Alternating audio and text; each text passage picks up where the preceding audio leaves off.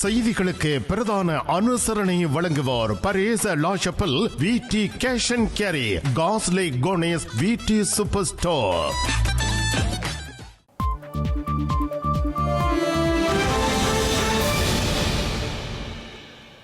வணக்கம், இது ஐபிசி தமிழின் செய்தி நேரம். முதலில் தலைப்புச் செய்திகள்.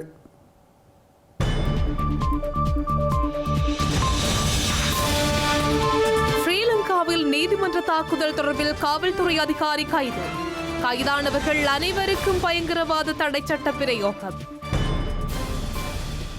போதைப்பொருள் ராணி செவ்வந்தியின் தலைக்கு விலை. மீளுருவாக்க சித்தரிப்புக்காக தாக்குதல் இடத்தில் சந்தேக நபர். மனித எச்சங்கள் கிட்டிய அரியாலை மயானத்துக்கு சென்ற யாழ் நீதிபதி. திட்டமிட்டு புதைக்கப்பட்ட எச்சங்கள் என கஜேந்திரகுமார் ஐயம். வித்யா கொலை குற்றவாளியை தப்பிக்க உதவிய காவல்துறை அதிகாரிகள். 4 வருட கடூழிய சிறை தண்டனை விதித்த நீதிமன்றம்.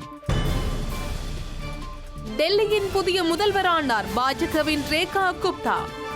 ராம்லீலா மைதானத்தில் மோடியுடன் பிரம்மாண்ட பதவியேற்பு விழா. ஜெலன்ஸ்கி மீது தொடரும் டிரம்பின் தீவிர தாக்குதல். தணிப்பதற்கு அமெரிக்கா விரையும் மக்ரனும் ஸ்டார்மரும்.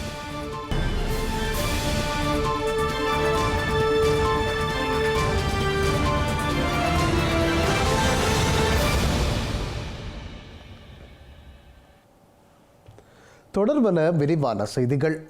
ஸ்ரீலங்காவின் முதன்மை நீதிமன்ற வளாகத்தில் நேற்று இடம்பெற்ற துப்பாக்கி சூட்டு சம்பவத்தின் பின்னணி தொடர்பாக தொடர்ந்தும் புதிய தகவல்கள் வந்து கொண்டிருக்கும் நிலையில் இந்த சம்பவத்துடன் பாதுகாப்பு தரப்புக்கு உள்ள தொடர்புகளும் அம்பலமாகி வருகின்றன. அந்த வகையில் நீர்கொழும்பு காவல் நிலையத்தில் பணியாற்றி வரும் அதிகாரி ஒருவர் இன்று கொழும்பு குற்றவியல் பிரிவால் அதிரடியாக கைது செய்யப்பட்டுள்ளார். தற்போது தீவிர விசாரணைகளுக்கு உட்படுத்தப்பட்டு வரும் தாக்குதல் சந்தேக நபருக்கு உதவிய இசாரா செவ்வதி என்ற பெண்ணுடன் குறித்த அதிகாரி தொடர்பில் இருந்தமைக்கான ஆதாரங்கள் வெளிப்பட்டதை அடுத்து இந்த கைது இடம்பெற்றுள்ளது.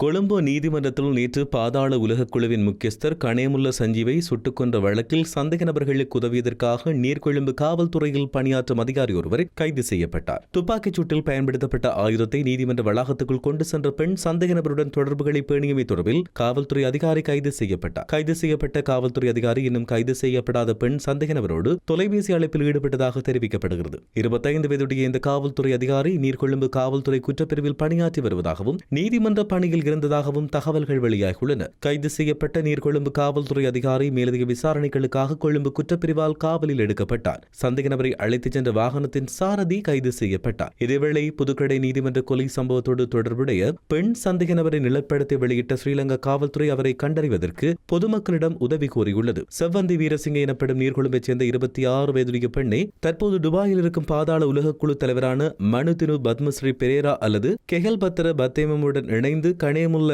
சஞ்சீவை கொலை செய்வதற்கான திட்டங்களை வகுத்துள்ளதாக விசாரணையில் தெரிய வந்துள்ளது. சந்தேக நபர் தொடர்பில் துல்லிய தகவலை வழங்குவோருக்கு சன்மானம் வழங்கும்படியாக காவல்துறை முடிவு செய்துள்ளது. அத்தகைய தகவல்களை வழங்குவோரின் அடையாளம் ரகசியமாக வைக்கப்படும் என தெரிவிக்கப்பட்டுள்ளது. இதேவேளை இந்த கொலை சம்பவம் தொடர்பில் கைது செய்யப்பட்ட பிரதான சந்தேக நபருக்கு எதிராக பயங்கரவாத தடை சட்டத்தின் கீழ் வழக்கு பதிவு செய்யப்பட்டு தடுப்பு காவலில் அவர் வாக்குமூலம் வழங்கியுள்ளார். இந்த கொலையை செய்வதற்கு துப்பாக்கியை வழங்கிய பெண் கொழும்பில் உள்ள ஒரு தங்குமிடத்தில் இருந்து வந்ததாக வாக்குமூலத்தில் தெரிவித்தார். தாமும் அந்த பெண்ணும் கொலையை செய்த பின்னர் மருதானை பகுதிக்கு சென்று அங்கிருந்து முச்சக்கர வண்டியில் நீர்கொழும்பு பகுதிக்கு சென்ற பின் அங்கிருந்து தனித்தனியாக பயணம் செய்ததாக கூறியுள்ளார். இந்த கொலைக்காக 1.5 கோடி ரூபாய் ஒப்பந்த தொகையாக தருவதாக தமக்கு வாக்குறுதி அளிக்கப்பட்டதாகவும் கொலை செய்ய முன்னர் 2 லட்சம் ரூபாவை தாம் பெற்றுக் கொண்டதாகவும் வாக்குமூலம் வழங்கப்பட்டுள்ளது. இதேவேளை சந்தேக நபரை படுகொலை இடம்பெற்ற புதுக்கடை நீதிமன்றத்துக்கு அழைத்துச் சென்ற காவல்துறையினர் சம்பவத்தை உருவகப்படுத்தி விசாரணைகளை மேற்கொண்டனர்.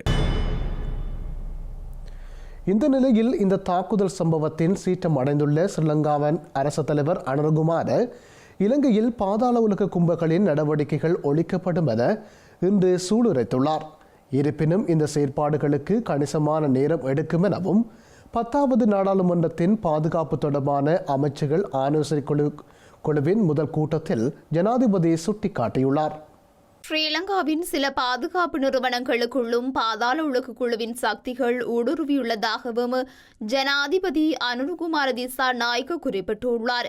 நவீன தொழில்நுட்பத்துடன் நீதிமன்ற பாதுகாப்பை பலப்படுத்துதல், நாடு முழுவதும் இராணுவத்தால் ஆக்கிரமிக்கப்பட்ட நிலங்களை மீள் மதிப்பீடு செய்தல் மற்றும் இராணுவத்தால் நடத்தப்படும் வணிகங்களின் பொருளாதார ஆற்றலை ஆராய்வதற்கும் நடவடிக்கை எடுக்கப்படும் என ஜனாதிபதி கூறியுள்ளார். அரசியலில் இருந்து மத மற்றும் இன தீவிரவாதத்தை ஒழித்து அரசியல் லாபத்திற்காக அதனை சுரண்டுவதை தடுக்க வேண்டியதன் அவசியத்தை ஜனாதிபதி வலியுறுத்தினார். அத்துடன் தேசிய பேரிடர் முகாமைத்துவ குழுவை நிறுவுவதை விரிவுபடுத்துமாறு ஜனாதிபதி அதிகாரிகளுக்கு உத்தரவிட்டார். இந்த கூட்டத்தில் மூத்த அரசாங்க அதிகாரிகள், இராணுவ தலைவர்கள் மற்றும் நாடாளுமன்ற உறுப்பினர்கள் கலந்து கொண்டமை குறிப்பிடத்தக்கது.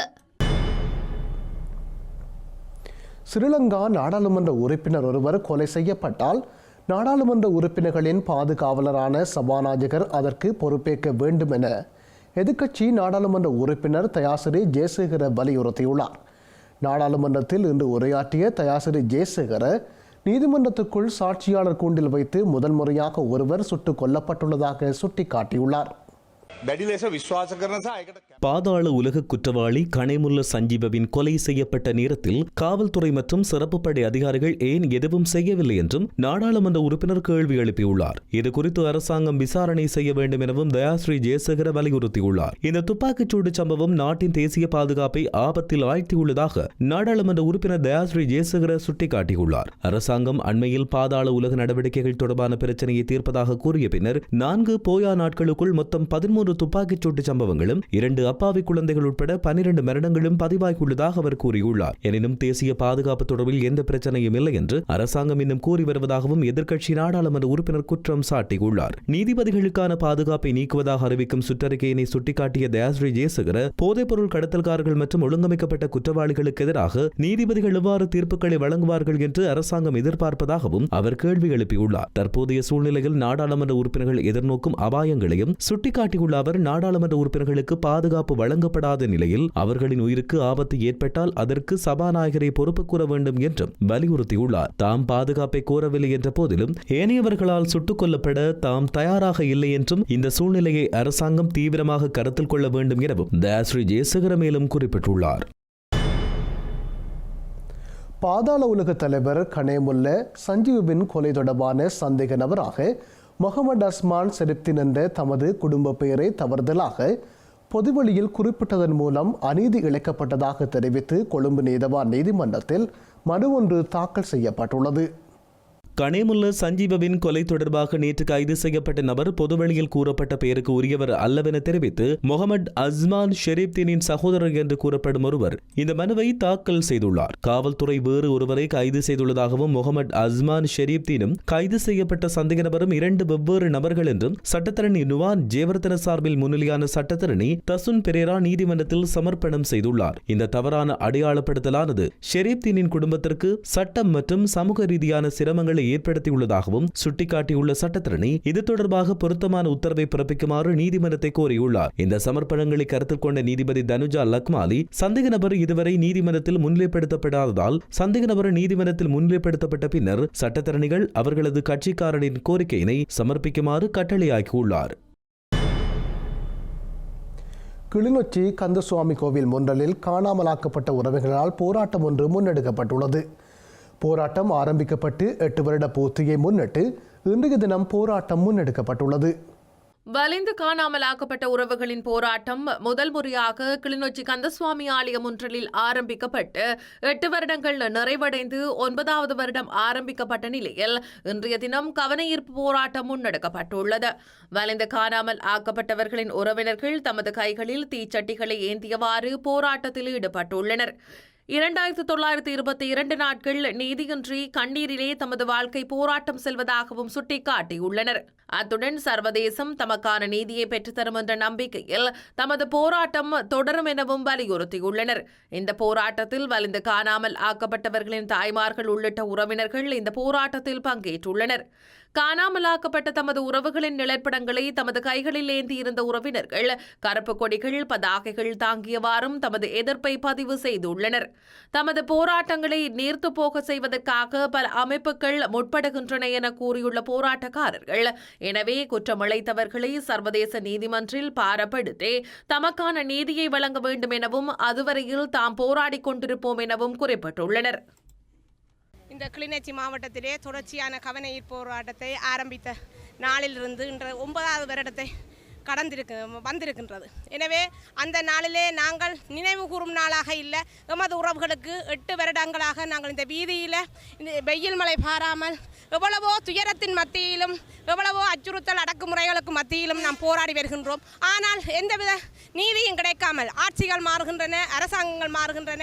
அவர்கள் எந்தவிதமான இந்த தமிழ் மக்களுக்கான நீதியை பெற்றுக் கொடுக்க வேண்டும். இந்த உறவுகள் உண்மையாகவே உயிர்களைத்தான் கொடுத்துவிட்டு கையில் ஒப்படைக்கப்பட்ட உறவுகளுக்கு என்ன நடந்தது என்று எந்த ஒரு அரசாங்கமும் பதில் சொல்லாத போதுதான் நாம் சர்வதேசத்திடம் கேட்டிருந்தோம். ஆனால் இந்த சர்வதேசமும் இதுவரை காலமும் நாங்கள் பெண்களாக இந்த வீதியில தொடர்ச்சியாக போராடி கொண்டு இருக்கின்றோம் என்றால் எதற்கு போராடுகின்றோம்? உண்மையாகவே ஒரு கணவனை இழந்த பெண் எவ்வளவு வேதனைப்படுவாள்? தனது பிள்ளையை வளர்க்க தனது சமூகத்தில் ஒரு தலை நிமிர்ந்து நடக்க முடியாத அளவுக்கு அவள் இன்று எத்தனையோ முகங்களுக்கு கொடுத்து கொண்டு வாழ்ந்து கொண்டிருக்கின்றாள். அந்த ரீதியில இந்த பெண்கள் இந்த வீதியில போராடி கொண்டிருக்கின்றார்கள் என்று சொன்னால் இந்த சர்வதேசம் இந்த பெண்களுக்கு ஏன் ஒரு பெண்களாக வீதியில் நடக்கின்றார்கள் என்றால் அவர்கள் நீதிக்காகவும் உண்மைக்காகவும் போராடி கொண்டிருக்கின்றார்கள் என்று சொல்லிக் கொண்டிருப்பதில் எந்தவித அர்த்தமும் இல்லாமல் நாம் மடிவதற்கு முன்பு சாட்சியங்கள் 300க்கும் மேற்பட்டவர்கள் இறந்திருக்கின்றார்கள். நாங்களும் இன்றோ நாளையோ இறக்குவதற்கு முன்பு இனி வருகிற சமூகமும் கடத்தப்படாமல் இருப்பதற்கும் இந்த பாராளுமன்ற உறுப்பினர்களாக தமிழ் உறுப்பினர்களாக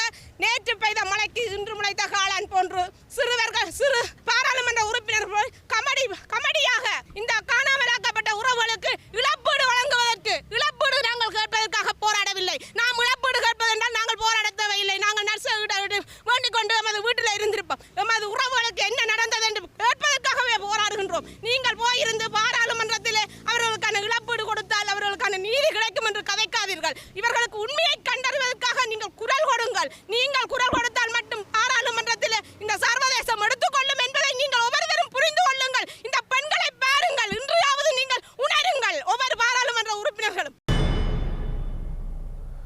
யாழ்ப்பாணம் அரியாலையில் உள்ள மயான பகுதியில் மனித எலும்புகள் மீட்கப்பட்டமை தொடர்பாக யாழ்ப்பாண நீதவான் ஏ ஆனந்தராஜா இன்று மதியம் நேரில் சென்று விசாரணைகளை மேற்கொண்டுள்ளார். இதனையடுத்து இந்த புதைகுழி தொடர்பாக மேற்கொண்டுள்ள வேண்டிய அடுத்த கட்ட செயற்பாடுகள் தொடர்பாக உத்தரவுகளையும் சம்பந்தப்பட்ட அதிகாரிகளுக்கு நீதவான் வழங்கியுள்ளார்.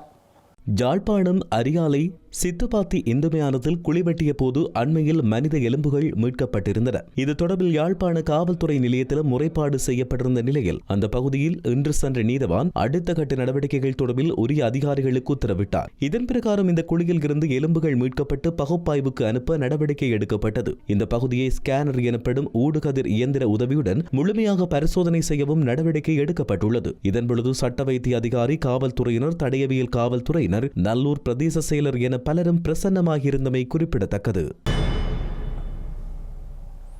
இந்த நிலையில் மயானத்தில் இருந்து சந்தேகத்துக்கிடமான முறையில் மனித எச்சங்கள் வெளிவந்தமை குறித்து யாழ்ப்பாண நீதிமன்றம் கவனம் செலுத்தி இருப்பது வரவேற்கத்தக்க விடயம் என தமிழ் தேசிய மக்கள் முன்னணியின் தலைவரும் பாராளுமன்ற உறுப்பினருமான கஜேந்திரகுமார் பொன்னம்பலம் தெரிவித்துள்ளார். மயானத்தில் காணப்பட்ட எச்சங்களை பார்க்கும்போது வேறு இடத்திலிருந்து கொண்டு சென்று புதைக்கப்பட்ட எச்சங்களின் பாகங்கள் கலக்கப்பட்டமை போன்று தோன்றுவதாகவும் அவர் குறிப்பிட்டுள்ளார்.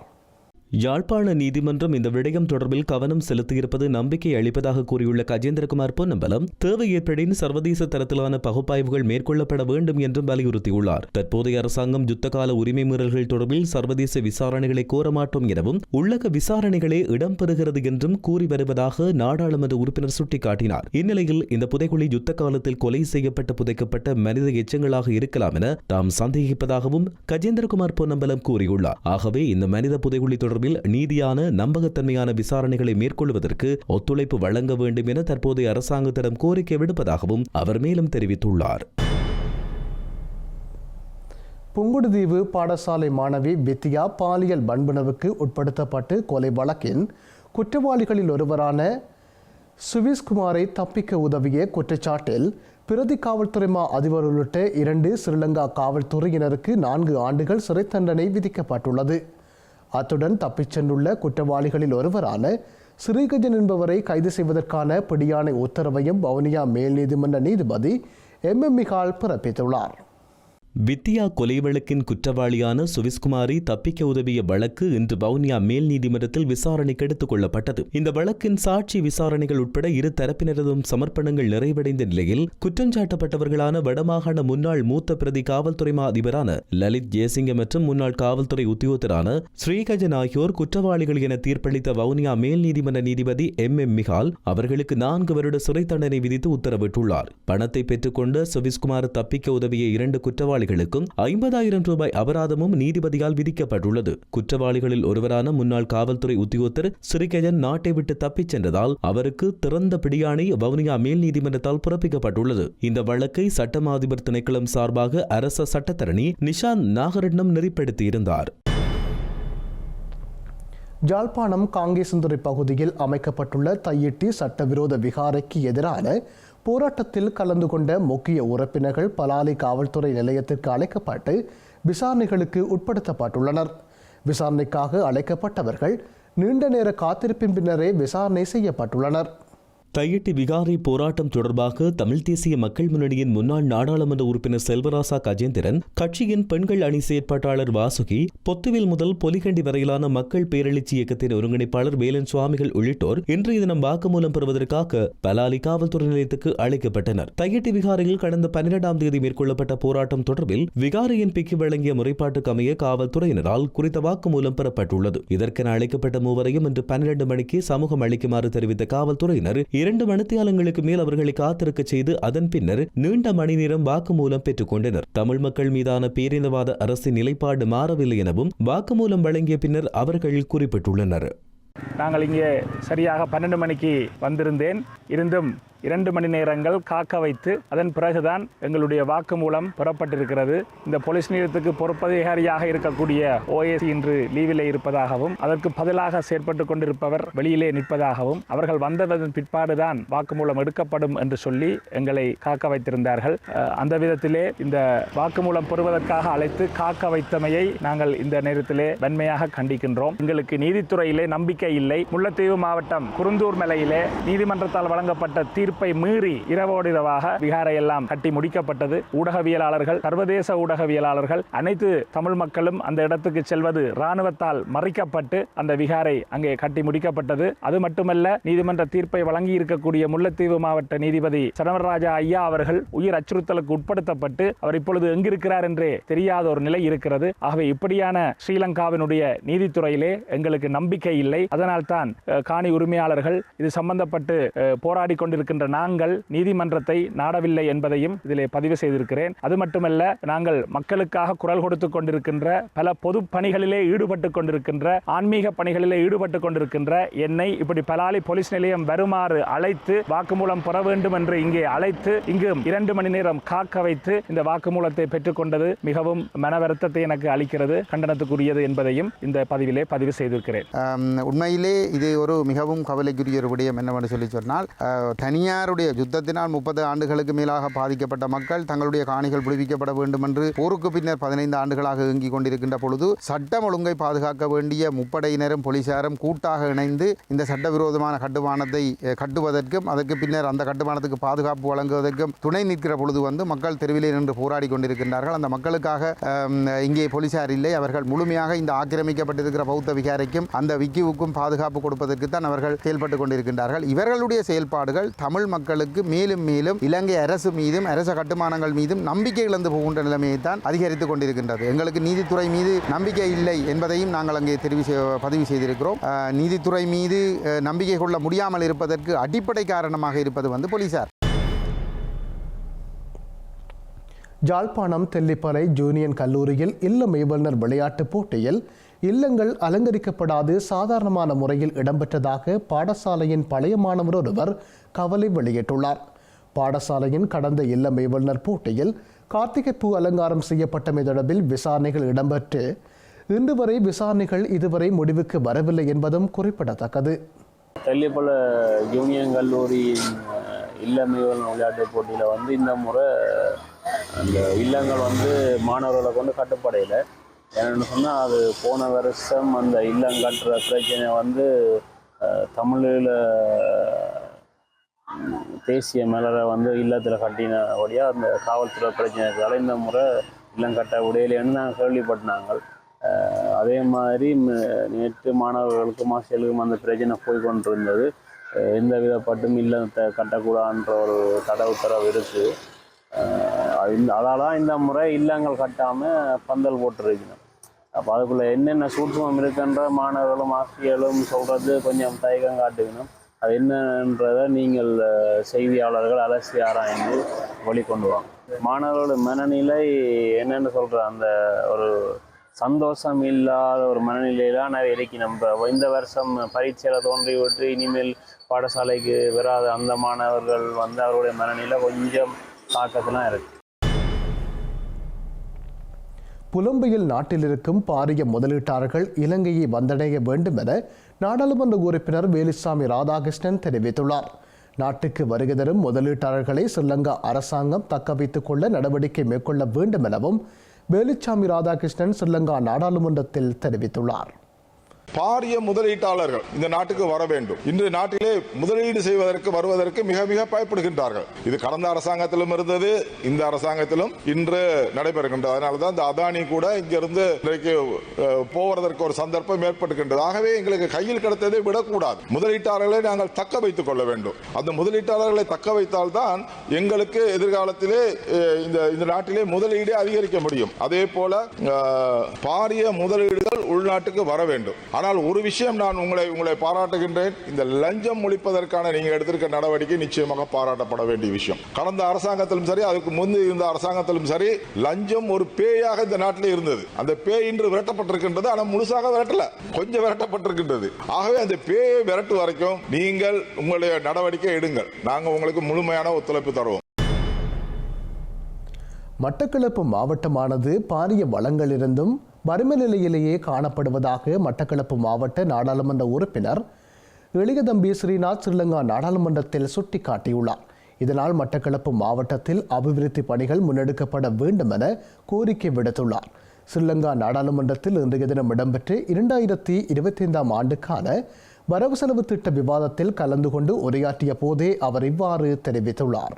அதாவது இந்த 3 விடயங்கள், கித்துல் ரூகம் இணைப்பு திட்டம் மற்றும் கிரான் பாலத்தை அபிவிருத்தி செய்வது, இந்த கடல் நீர் ஏரியை ஆழப்படுத்துவது அல்லது அதனை சுத்தப்படுத்துவதன் மூலம் பெருமளவு வெள்ளப்பெருக்கை தவிர்ப்பதனால் பாரிய நட்டஈட்டை ஒவ்வொரு வருடமும் அரசு செலுத்த வேண்டிய தேவை இருக்காது.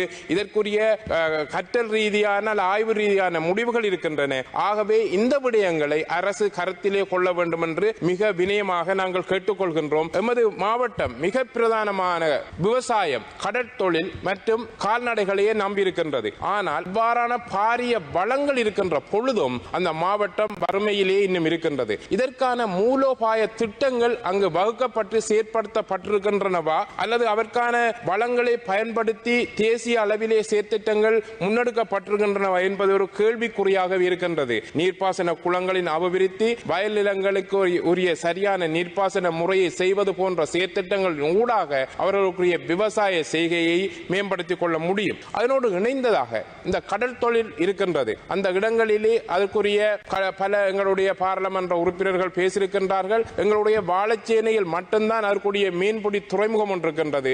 ஆனால் மிக நீளமான கடல் பகுதியை கொண்டிருக்கின்ற மட்டக்களப்பு மாவட்டத்திற்கு பல்வேறு இடங்களிலே மீன்பிடி துறைமுகங்களை கட்டப்பட வேண்டிய அல்லது ஆரம்பிக்கப்பட வேண்டிய தேவை இருக்கின்றது. நாங்கள் அந்த இடத்திலே வாகரை மற்றும் களுவங்கேணி, களமாஞ்சுக்கூடி அண்டிய பிரதேசங்களிலே அவ்வாறான மீன்பிடி துறைமுகங்களை அமைப்பதற்கான செயற்பாடுகளை கடற்தொழில் அமைச்சு முன்னெடுக்க வேண்டும். அதற்கான சாத்திய வள ஆய்வுகளை முன்னெடுக்க வேண்டும் என்று கேட்டுக்கொள்கின்றோம். மன்னார் கடற்பரப்பில் அத்துமீறி கடற்தொழில் நடவடிக்கையில் ஈடுபட்ட நிலையில் கைது செய்யப்பட்ட 4 இந்திய கடற்தொழிலாளர்களும் விளக்க மறியலில் வைக்கப்பட்டுள்ளனர். இந்த கடற்தொழிலாளர்களை எதிர்வரும் மார்ச் மாதம் 7ஆம் தேதி வரை விளக்கமறியலில் வைக்குமாறு மன்னார் நீதவான் இன்று உத்தரவிட்டுள்ளார். தமிழ்நாடு ராமேஸ்வரம் காந்திநகர் பகுதியைச் சேர்ந்த 4 கடற்றொழிலாளர்கள் ஒரு படகுடன் தலைமன்னார் கடற்பரப்பில் அத்துமீறி நுழைந்து கடற்றொழில் நடவடிக்கையில் ஈடுபட்டனர். ஸ்ரீலங்கா கடற்படையினரின் கண்காணிப்பு நடவடிக்கையின் போது இன்று அதிகாலை 4 இந்திய கடற்றொழிலாளர்களும் கைது செய்யப்பட்டுள்ளனர். மன்னார் கடல் பகுதிக்குள் அத்துமீறி நுழைந்து மீன்பிடித்த குற்றச்சாட்டில் வடமத்திய மாகாண கடற்படையினரின் கூட்டு நடவடிக்கையின் போதே இவர்கள் கைது செய்யப்பட்டனர். கைது செய்யப்பட்ட குறித்த 4 இந்திய கடற்றொழிலாளர்களும் விசாரணைகளின் பின்னர் மன்னார் மாவட்ட கடற்தொழில் திணைக்கள அதிகாரிகளிடம் ஒப்படைக்கப்பட்ட நிலையில் மேலதிக விசாரணைகளின் பின்னர் மன்னார் நீதவான் நீதிமன்றத்தில் முன்னிலைப்படுத்தப்பட்டனர். இதன்பொழுது விசாரணைகளை மேற்கொண்ட மன்னார் நீதவான் குறித்த கடற்றொழிலாளர்களை எதிர்வரும் 7ஆம் தேதி வரையில் விளக்கமறியலில் வைக்க உத்தரவிட்டுள்ளார். மேலும் சில உள்ளூர் செய்திகள் தொடர்கின்றன.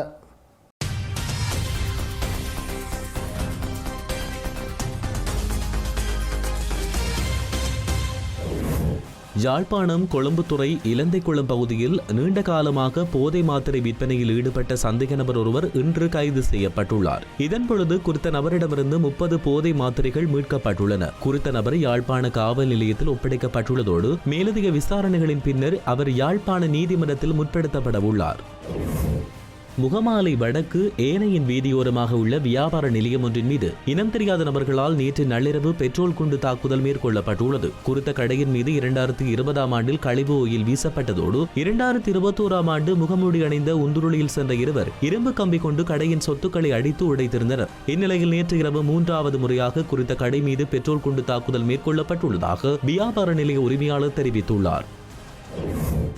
அம்பாறை சம்மாந்துறையில் காலாவதியான உணவுப் பொருட்களை விற்பனை செய்த வர்த்தகர்களுக்கு எதிராக சட்ட நடவடிக்கை மேற்கொள்ளப்பட்டுள்ளது. அத்துடன் அவர்களுக்கு எதிராக 20,000 ரூபாய் தண்டப்பணமும் விதிக்கப்பட்டுள்ளது. இதன் பொழுது விலைப்பட்டியல் இடப்படாத உள்ளூர் உற்பத்தியாளர்களுக்கு இறுதி எச்சரிக்கையும் வழங்கப்பட்டுள்ளது.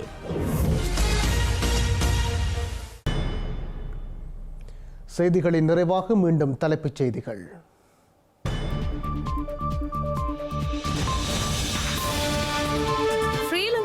நீதிமன்ற தாக்குதல் தொடர்பில் காவல்துறை அதிகாரி கைது. கைதானவர்கள் அனைவருக்கும் பயங்கரவாத தடை சட்ட பிரயோகம். போதைப்பொருள் ராணி செவ்வந்தியின் தலைக்கு விலை. மீளுருவா கசித்தரிப்புக்காக தாக்குதல் இடத்தில் சந்தேக நபர். மனித எச்சங்கள் கிட்டிய அரியாலை மயானத்துக்கு சென்ற யாழ் நீதிபதி. திட்டமிட்டு புதைக்கப்பட்ட எச்சங்கள் என கஜேந்திரகுமார் ஐயம். வித்யா கொலை குற்றவாளியை தப்பிக்க உதவிய காவல்துறை அதிகாரிகள். 4 வருட கடூழிய சிறை தண்டனை விதித்த நீதிமன்றம்.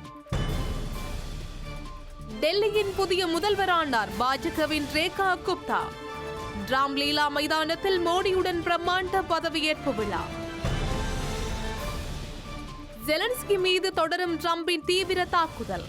தணிப்பதற்கு அமெரிக்கா விரையும் மக்ரனும் ஸ்டார்மரும்.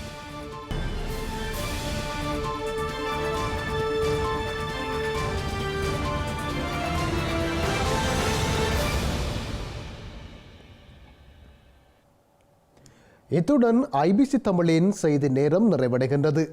உடனுக்குடன் செய்திகளை அறிந்து கொள்ள ibctamil.com என்ற எமது இணையதளத்தை பார்வையிடுங்கள்.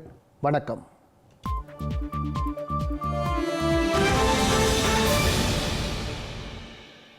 இல்லத்தரசிகள் எப்பொழுதும் உச்சரிக்கும் பெயர்கள் விடி கேஷ் அண்ட் கேரி, விடி சூப்பர் ஸ்டோர். இல்லங்கள் தோறும் சுவையான உணவு வகைகள் தயாரிக்க தேவையான அனைத்து பொருட்களும் ஓரிடத்தில் ஒரே நேரத்தில் தெரிவு செய்யலாம். சமையல் அறைக்கு தேவையான சமையல் பாத்திரங்கள், கிரைண்டர், மிக்சர், மரக்கறி வகைகள், கடல் உணவுகள், அரிசி முதல் அத்தனை தானிய வகைகளும் மலிவு விலைகளில் கிடைக்கின்றன. விஜயம் செய்யுங்கள். விடி கேஷ் அண்ட் கேரி, 11-15 ரோக்காய், Paris 10, La Chapelle. VT super store, காஸ்லே cornice.